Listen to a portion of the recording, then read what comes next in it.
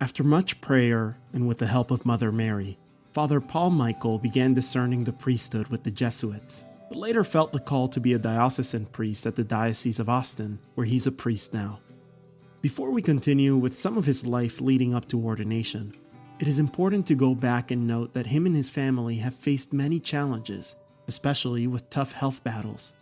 Father Paul Michael shares some of his dad's struggles, along with a beautiful lesson that carries with him always. Our family's history, and even just that challenge of, here's the father figure, right? In a way, like the traditional breadwinner, right? And supposed to provide for the family.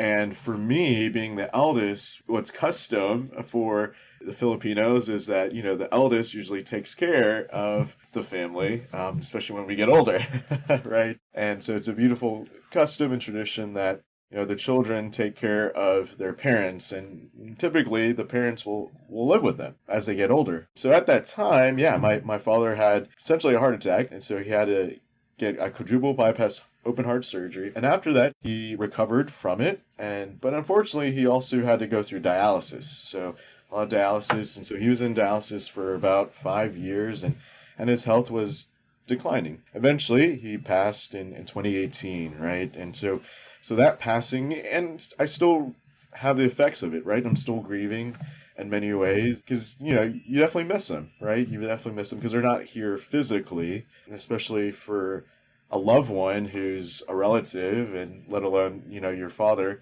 It's been tough. But I would also say it's because of the faith, and my dad's, he had a rule. He had actually two rules. He would always tell me, so there is a God is number one rule. And then two, you're not him. Pretty simple, straightforward, and I'm like, okay. And it's so true, right? There is a God who does love us and desires the best for us, many ways. And the second rule is like, we're not God.